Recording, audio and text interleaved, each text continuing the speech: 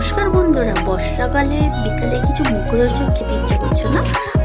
কোনো চিন্তা নেই, আমি চলে এসেছি এই ইভিনিং স্ন্যাক্সটা নিয়ে। আপনারা একবার অবশ্যই বাড়িতে বানাবেন, খুবই ক্রিস্পি আর খুবই মজাদার। দেখুন ঠিকই লাগছে বাঁধাকপি, আলু, কাঁচা লঙ্কা আর গাজর কুচি খুব ঝিরিঝিরি করে কেটে দিয়েছি। আর এই সাদা মতো যেটা দিয়েছে সেটা হলো আতপ চালকে সকালবেলা ভিজিয়ে রেখে তাকে জল ঝরিয়ে বেটে দিয়েছি।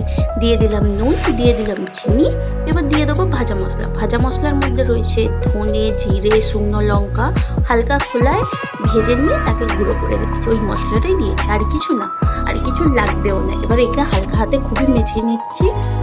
দেখতেই পাচ্ছেন এটা ডালা ডালা হচ্ছে না বলে আমি সামান্য একটু ময়দা দিয়েছি, যাতে একটু টাইট ভাবটা আসে।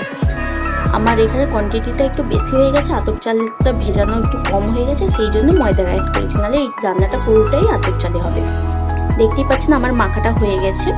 এদিকে আমি কড়াই গরম করতে বসিয়ে দিয়েছি, তেলও দিয়ে দিয়েছি, তেল গরম হয়ে গেছে। এবার বড়াগুলোকে এক এক করে আমরা ভেজে নেব। কড়ার মধ্যে দিয়ে দিয়েছি, দিয়ে এবার আমরা গোল্ডেন কালার যতক্ষণ না হয় ততক্ষণ ভেজে নেব। দেখতেই পাচ্ছেন এক পিঠ আমাদের গোল্ডেন কালার হয়ে গেছে। এবার ভালো করে আরও গোল্ডেন ডিপ কালার যেগুলো হয় সেই কালার, দেখতেই পাচ্ছেন এরকম কালারে আমি ভেজেছি। ঠিক এই প্রসেসে আমার ভাজা প্রায় হয়ে গেছে। এবার এগুলোকে আমরা নামিয়ে নেব।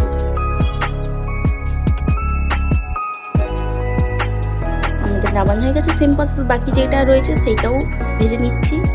হ্যাঁ, আরেকটা কথা, ফার্স্টে আমি তোমাদের চপের মতো দেখিয়ে দিলাম, ভেজিটেবল চপের মধ্যে। এবারেরটা দেখুন আমি গোল গোল করে বড়ার মতো দেখিয়েছি।